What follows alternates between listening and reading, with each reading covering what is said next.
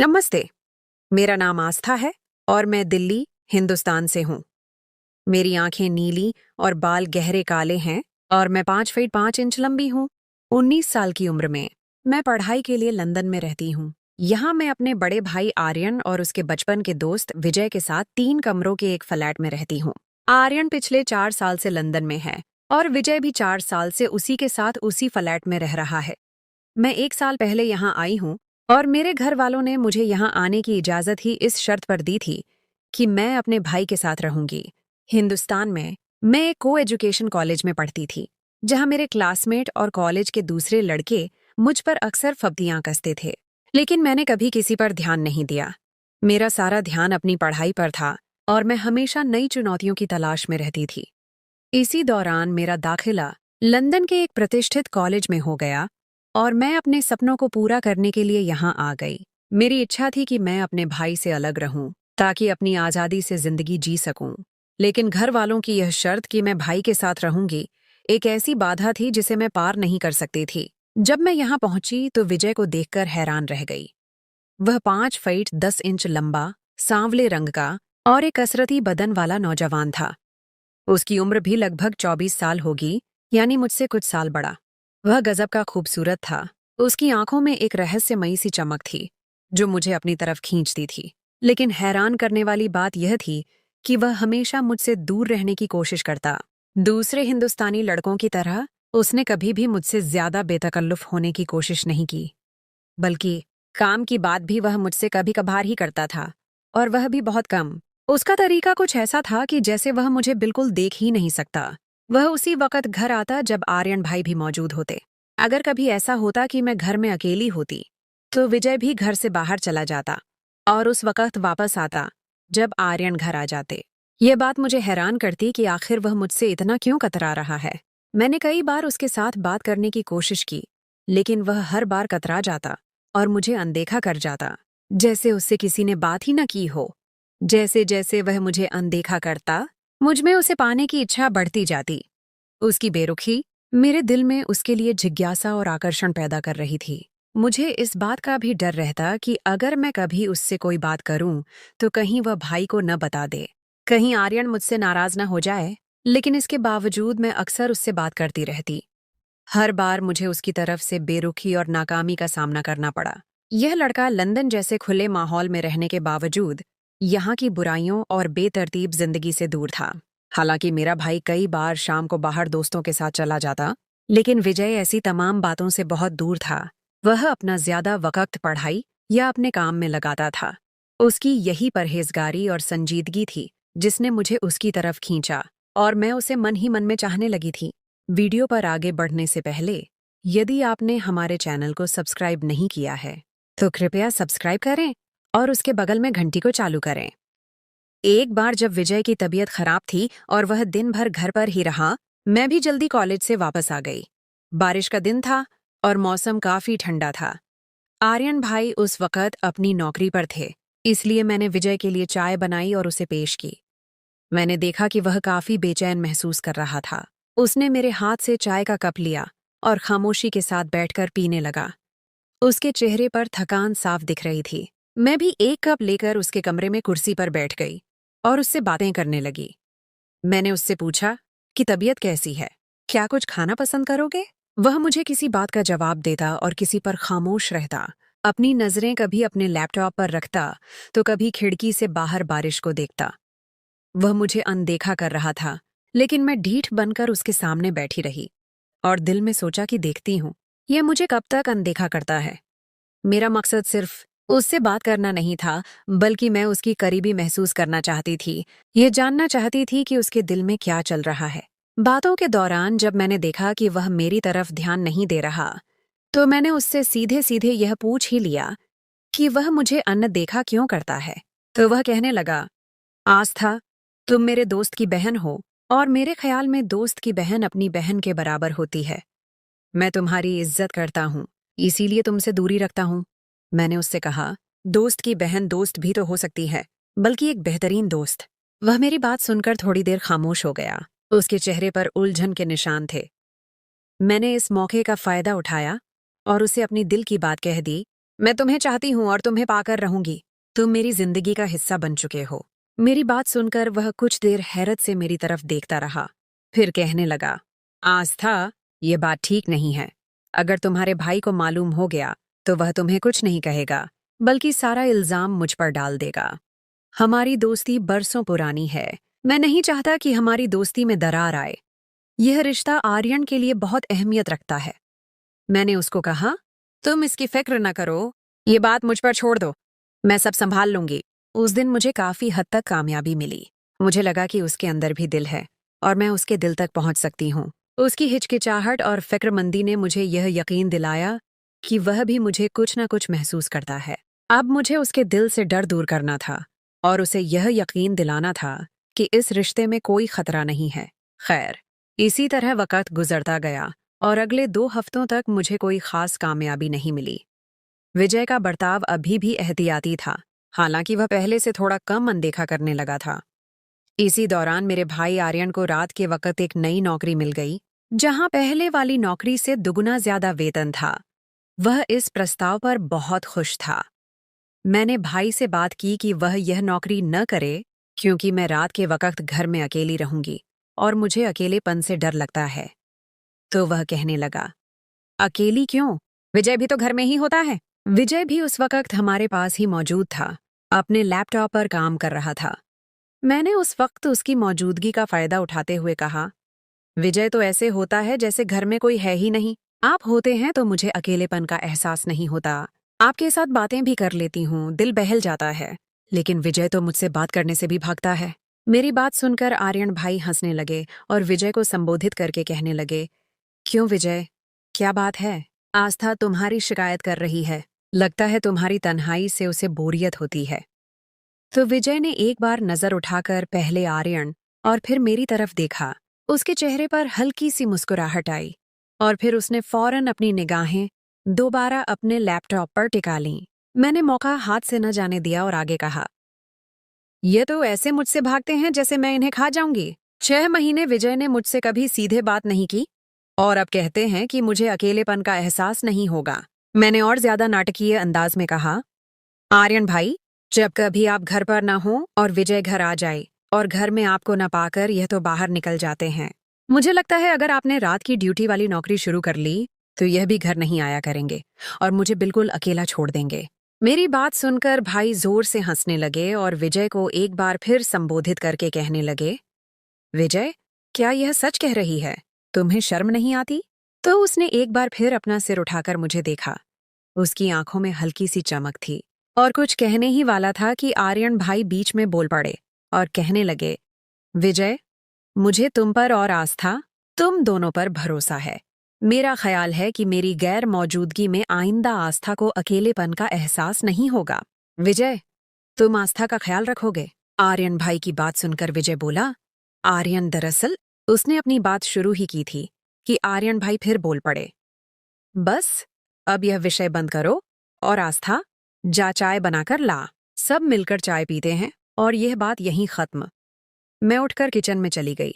वापस आई तो कमरे का माहौल पूरी तरह बदल गया था और दोनों कहकहे लगाकर हंस रहे थे। ऐसा लग रहा था जैसे कोई पुरानी मजाक चल रहा हो। मैं चाय की ट्रे लेकर कमरे में दाखिल हुई और हम लोग चाय पीते रहे। इस दौरान मैंने देखा कि विजय बात करते करते चोरी चोरी मुझे देखता है और फिर मुझसे नजरें मिलते ही निगाह दूसरी तरफ कर लेता है, जिस पर मुझे खुशी महसूस हुई कि आखिरकार मुझे कामयाबी मिल रही है। मेरे ख्याल में ये पहली बार था कि विजय मेरी तरफ नजर उठाकर देख रहा था। उसकी आंखों में एक नई सी शरारत थी। पहले तो मुझसे बात भी करता तो अपनी नजर नीचे रखता था या इधर उधर देखता रहता था। यह एक छोटी सी लेकिन अहम कामयाबी थी। अगले दिन भाई ने विजय से कहा, विजय, कल से तुम अपनी नौकरी पर जाते हुए आस्था को उसके कॉलेज छोड़ दिया करना और वापसी ये खुद लोकल ट्रांसपोर्ट पर आ जाया करेगी। मैं रात को ड्यूटी पर रहूंगा। तुम इसका ख्याल रखना, मुझे कोई शिकायत न मिले और आस्था, तुम भी विजय को ज्यादा तंग न करना, वरना तुम्हारी भी खैर नहीं। यह सुनकर मुझे दिली सुकून मिला। अगले रोज सुबह नाश्ते के बाद जब विजय नौकरी पर जाने लगा तो मैं जल्दी से उसकी गाड़ी का सामने वाला दरवाजा खोलकर बैठ गई। उसके चेहरे पर हैरानी के मिले जुले भाव थे। वह गाड़ी में बैठा और एक नजर मुझे देखकर हल्का सा मुस्कुराकर गाड़ी चलाने लगा। वह चलाते हुए खामोश था, जैसे अपने ख्यालों में खोया हुआ हो। मैंने इस खामोशी को तोड़ा और कहने लगी, विजय, अब जितना दूर भागोगे मैं उतना ही पास रहूंगी। और मैंने कहा था कि मैं तुमको पसंद करती हूँ और तुमको पाकर रहूंगी। तुम मेरी किस्मत में हो। वह मेरी बातें खामोशी से सुनता रहा, कभी हल्का सा सिर हिलाता और मुझे कॉलेज के बाहर छोड़कर चला गया। मुझे लगा कि मेरे शब्द उसके दिल पर कुछ न कुछ असर कर रहे हैं। दोपहर को मैं घर आई तो आर्यन भाई सो रहे थे। मैंने अपने कपड़े मशीन में डालकर धोए और टीवी लगाकर देखने लगी। शाम को विजय आए तो मैंने उनको भी चाय पेश की। इतने में आर्यन भाई भी उठ गए और अपनी नौकरी के लिए तैयार होने लगे। मैंने उनसे पूछा कि आज रात के खाने का क्या मूड है, तो आर्यन भाई कहने लगे, मैं तो नौकरी पर रहूंगा। बेहतर है, जब तक मेरी रात की नौकरी है आप लोग बाहर से ही खाना खा लिया करना, मुझे चिंता करने की जरूरत नहीं है। मैं यह बात सुनकर उछल पड़ी कि विजय के साथ मैं पहली बार आज बाहर खाने के लिए जाऊंगी। ये एक ऐसा मौका था जिसका मैं कब से इंतजार कर रही थी। भाई के नौकरी पर जाने के बाद मैं टीवी देखती रही, जबकि विजय अपना लैपटॉप लेकर अपने कमरे में घुस गया। मैं बेचैनी से उसका इंतजार कर रही थी। रात को 10 बजे, जब भूख की शिद्दत बढ़ने लगी, मैंने विजय के कमरे का दरवाजा बिना ताला लगाए खोला और कहा, आज क्या आपने भूख हड़ताल कर रखी है? अगर ऐसा है भी तो इसमें मेरा क्या कसूर है? आपको कुछ नहीं खाना तो मुझे तो भूखा ना रखें। मेरी बात सुनकर विजय मुस्कुराए और अपना लैपटॉप एक तरफ रखकर उठ गए और कहने लगे, तुम आधा घंटा और इंतजार करो, मैं केएफसी से कुछ ले आता हूँ। मैंने कहा, नहीं, आप घर कुछ न लाएं। मैं भी आपके साथ चलूंगी और बाहर ही खाकर आएंगे। आज मुझे आपके साथ बाहर खाना है। मेरी बात सुनकर वह एक लम्हे के लिए मेरी तरफ देखने लगा। उसकी आंखों में एक नई चमक थी। फिर कहने लगा, चलो ठीक है। मैंने कहा, ठहरो, मैं कपड़े बदल लूं, कुछ अच्छा पहन लेती हूँ। तो वह कहने लगा, क्या बदलना है? अच्छी भली तो हो, तुम्हें किसी बदलाव की जरूरत नहीं। मैंने उसकी बात अनसुनी कर दी और दरवाजा खोलकर बाहर निकल गया। मैं भी उसके पीछे ही बाहर आ गई और गाड़ी में बैठ गई। उसने गाड़ी चला दी और खामोशी से ड्राइविंग करता रहा। मैंने इस खामोशी को तोड़ा और उससे पूछा, आप मुझे जानबूझकर अनदेखा क्यों करते हो? क्या मैं आपको अच्छी नहीं लगती? अब मुझ में कोई कमी है कि आप मुझसे बात करने से भी कतराते हैं? आस्था, मेरी बात सुनो। अगर तुमने आइंदा ऐसी बात की तो मैं तुम्हारे भाई को बता दूंगा। उसने थोड़े गुस्से में कहा, तुम चाहे सारी दुनिया को बता दो, मुझे परवाह नहीं। मैं तुमसे तब तक पूछती रहूंगी जब तक मुझे मेरी बात का जवाब नहीं मिल जाता, जब तक मुझे यह नहीं मालूम होता कि मेरे साथ ऐसा बर्ताव क्यों है। आस्था, तुम मेरे दोस्त की बहन हो और मेरे लिए सम्माननीय हो, बस यही वजह है। तो मैं कब कह रही हूं कि मैं तुम्हारे दोस्त की बहन नहीं हूं? क्या दोस्त की बहन भी दोस्त नहीं बन सकती? क्या यह जरूरी है कि वह सिर्फ बहन ही रहे, कभी दोस्त न बने? नहीं, ऐसी बात नहीं। अगर तुम्हारे भाई को मालूम हो गया तो वह क्या सोचेगा? हम दोनों पे नाराज हुए। यह सब तो मुझ पर छोड़ दो, मैं सब संभाल लूंगी। आपको सिर्फ मेरी बात सुननी है और मेरी तरफ एक बार ध्यान देना है। फिर भी मुझे ये सब अच्छा नहीं लगता। ये हमारी दोस्ती के खिलाफ है। क्यों अच्छा नहीं लगता? इसकी कोई खास वजह भी तो बताओ। शायद मैं भी उसको बुरा समझने लगूं और अपना इरादा बदल लूं। मैं तुमसे बहस नहीं कर सकता, उसने तंग आकर कहा। उसके चेहरे पर बेबसी के निशान थे। तो फिर मेरी बात मान लो।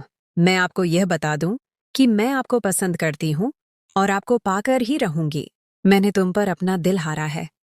हाँ, अगर मैं आपको अच्छी नहीं लगती तो मुझे बता दो, मैं आपकी जिंदगी से चली जाऊंगी। उसने केएफसी के सामने गाड़ी खड़ी की और खुद दरवाजा खोलकर बाहर निकल गया और थोड़ी देर के बाद 2 हलाल बर्गर और 2 कोक ले आया।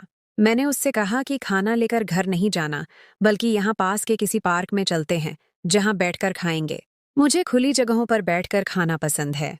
वह मेरी बात सुनकर खामोश रहा और गाड़ी चलाने लगा। थोड़ी देर के बाद उसने एक खूबसूरत पार्क के सामने गाड़ी खड़ी कर दी, जहां हल्की रोशनी थी और सुकून महसूस हो रहा था। हम दोनों ने एक बेंच पर बैठकर बर्गर खाए। इस दौरान भी मैंने उसके साथ बात करने की कोशिश की, लेकिन वह खामोश रहा। कभी आसमान की तरफ देखता तो कभी घास पर निगाहें जमाए रखता, लेकिन मैंने हिम्मत नहीं हारी। मैंने महसूस किया कि उसकी खामोशी में भी कुछ छिपा हुआ है। वह कुछ कहना चाह रहा है लेकिन हिचकिचा रहा है। अगले रोज शुक्रवार का दिन था। सुबह जब वह मुझे कॉलेज छोड़ने गया तो रास्ते में फिर बात करने की कोशिश करती रही, लेकिन हमेशा की तरह मुझे नाकामी का मुंह देखना पड़ा। उसका रवैया अभी भी वही पुराना था। उस दिन शाम को जब भाई नौकरी पर जाने लगे तो मैंने उनसे कहा, भाई, आज आप नौकरी पर न जाइए। मुझे आपके साथ वक्त बिताना है। क्यों? खैरियत तो है ना आस्था? क्या कोई समस्या है? नहीं, ऐसे ही आज मेरा बाहर खाने का मन कर रहा है।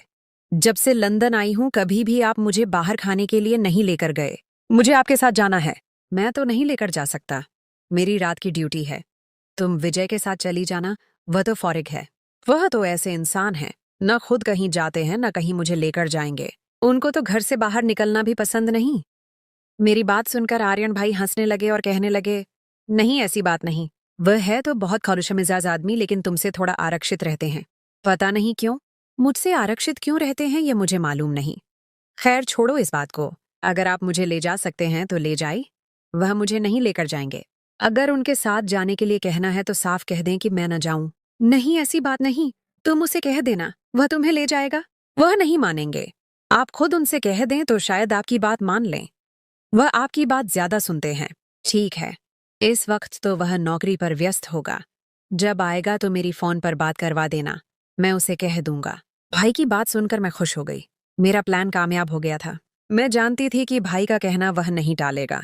भाई चले गए तो मैंने उठकर फ्रेश होकर नीली जीन्स के साथ सफेद टी शर्ट पहन ली और हल्का सा मेकअप करके तैयार हो गई। मैंने आईने के सामने खड़ी रहकर खुद को देखा तो मैं बहुत खूबसूरत लग रही थी। मेरा आत्मविश्वास बढ़ गया था। मैं जब से लंदन आई थी आज पहली बार मैंने मेकअप किया था। हालांकि मेरे पास मेकअप का सामान मौजूद था, लेकिन मैं कभी भी खुद को तैयार करने की जरूरत महसूस नहीं करती थी। तैयार होने के बाद मैं विजय का इंतजार करने लगी। मेरा दिल जोर जोर से धड़क रहा था। एक अजीब सी बेचैनी थी। थोड़ी देर के बाद वह आया। मैंने दरवाजा खोला तो उसने मुझे देखा और एक लम्हे के लिए ठिठक कर रह गया। उसकी आंखों में हैरानी और कुछ और ही जज्बात थे, लेकिन दूसरे ही लम्हे वह संभल गया और अंदर दाखिल हो गया। मैंने दरवाजा बंद किया और अंदर आकर उसके लिए चाय बनाई। चाय के बाद मैंने उससे कहा, विजय, आज कहीं बाहर खाने के लिए न चलें? भाई ने कहा है कि आपके साथ चली जाऊं। उसने मुझे बिना देखे हुए कहा, मैं नहीं जा सकता। अगर जाना है तो आर्यन से कह देना, वह लेकर चला जाएगा। मैंने भाई से पूछ लिया है। वह कह रहे थे कि आपके साथ चली जाऊं और उन्होंने मुझे जोर दिया है कि आप मुझे लेकर जाएं। मुझे तो उसने नहीं कहा। आप उनसे फोन पर बात कर लें। नहीं, मैं नहीं करता उससे बात, और नहीं तुम्हें लेकर जाऊंगा। मेरे पास वक्त नहीं है और मुझे बाहर जाने का मूड नहीं है। मैंने विजय की बात सुनी और अपने फोन से भाई का नंबर मिलाया। जब बेल बजी तो मैंने फोन विजय को पकड़ा दिया। यह लो, भाई से बात कर लो। वह आपसे बात करना चाह रहे हैं। नहीं, मैं नहीं करता। उसने फोन मेरी तरफ बढ़ाते हुए कहा। उसके चेहरे पर सख्ती थी।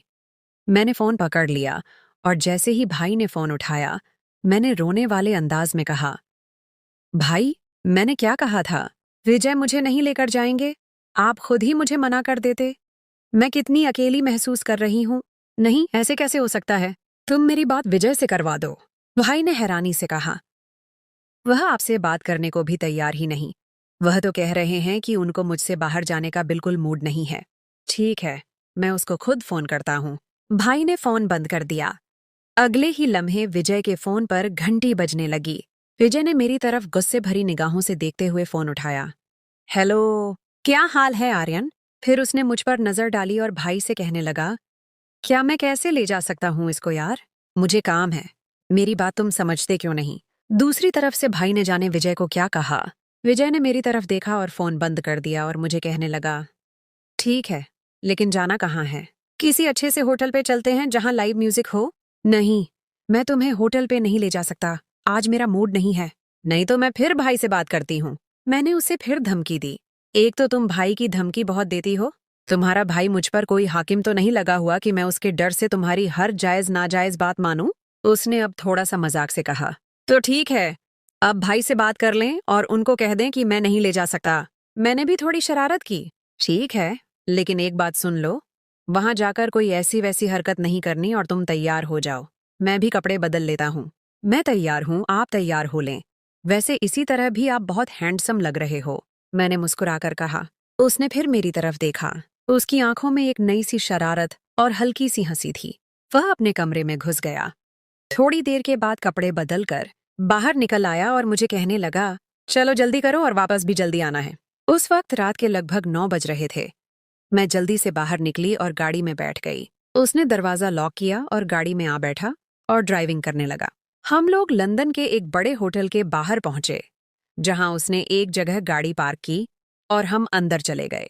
अंदर दाखिल हुए तो अंदर तेज अंग्रेजी संगीत चल रहा था और माहौल बहुत रोशन था।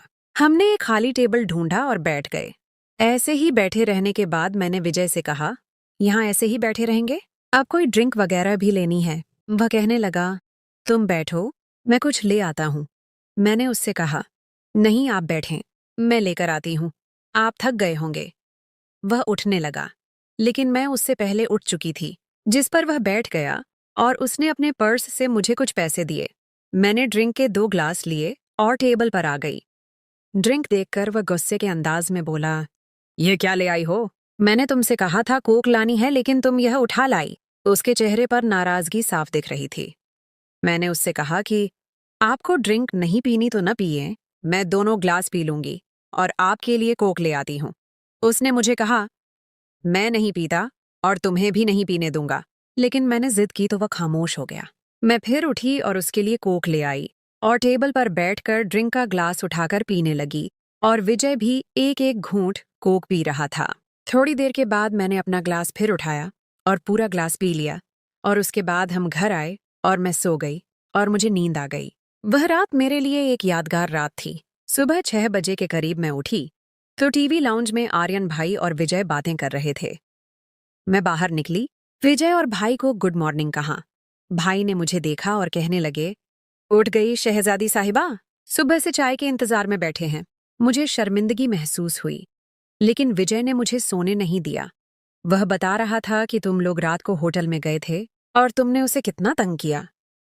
आस्था, तुमने देखा ना विजय कितना अच्छा है, वह तुम्हारा कितना ख्याल रखता है।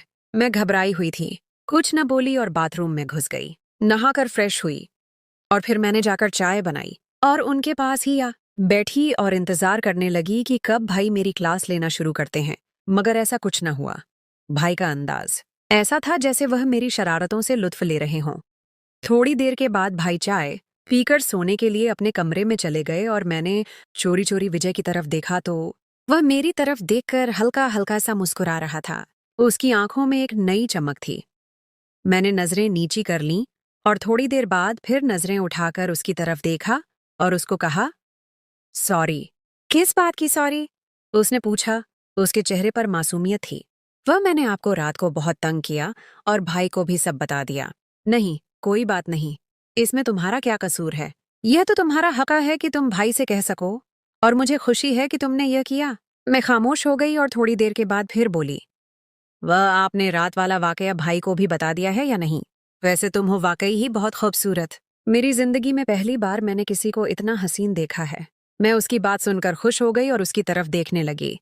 आखिरकार मैं जीत गई थी। विजय मेरी जिंदगी में आने वाला पहला लड़का था और मैं पहली बार उसके मुंह से अपनी तारीफ सुन रही थी। उसके शब्द मेरे दिल को छू गए। मैं उठकर कमरे में चली गई और बेड पर औंधी होकर लेट गई। मुझे अब हर चीज अच्छी लग रही थी और हर चीज पर प्यार आ रहा था। पूरी दुनिया हसीन लग रही थी। मैंने तकिया लिया और उसे जोर से अपने सीने के साथ लगा लिया, जैसे मैंने अपने सपनों को थाम लिया हो। खैर, अब हमारी दोस्ती की शुरुआत हो चुकी थी और मुझे उम्मीद थी कि यह दोस्ती जल्द ही मोहब्बत में बदल जाएगी। खैर, दिन गुजरते गए, हमारी करीबी बढ़ती गई। विजय अब मुझसे ज्यादा खुलकर बात करने लगा था। एक रोज मेरी तबीयत खराब थी और मैं कॉलेज नहीं गई।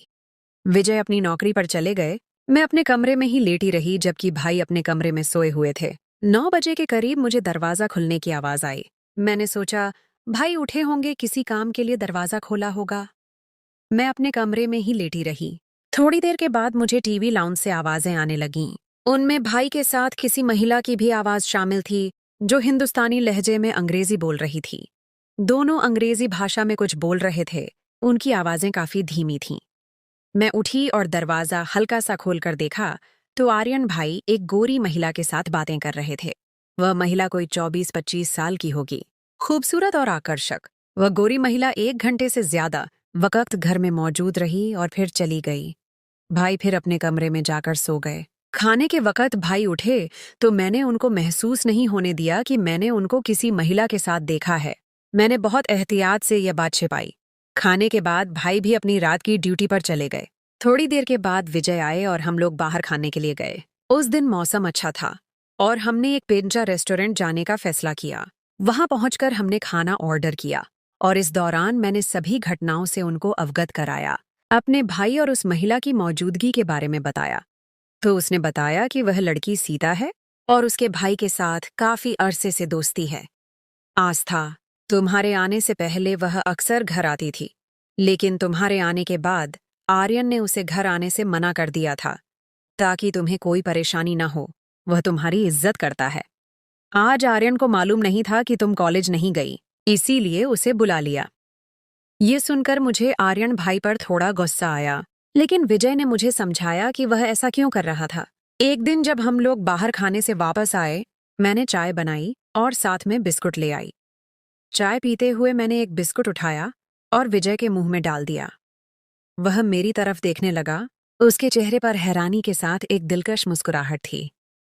खैर, उसने कहा कुछ नहीं और बिस्कुट खा लिया। अब मैं उम्मीद कर रही थी कि वह भी मुझे बिस्कुट खिलाएगा, लेकिन ऐसा कुछ न हुआ। वह सिर्फ मुस्कुराकर मेरी तरफ देखता रहा। खैर, चाय के बाद मैंने बर्तन उठाए और उसके बाद आकर सोफे पर बैठ गई और मैं उसे देख रही थी। वह भी मेरी तरफ देखने लगा। हमारी नजरें मिलीं और उसकी आंखों में मुझे अपने लिए मोहब्बत दिखाई दी। उसके बाद वह उठकर अपने कमरे में चला गया। शायद उसे और बात करने में हिचकिचाहट महसूस हो रही थी। मैं भी उठी और अपने कमरे में चली गई, लेकिन उस रात मुझे नींद नहीं आई। मेरे दिल दिमाग में विजय के साथ गुजरा हुआ हर लम्हा ताज़ा था और मैं ये सोच रही थी कि हमारे रिश्ते का अगला मोड़ क्या होगा। क्या हम कभी एक हो पाएंगे?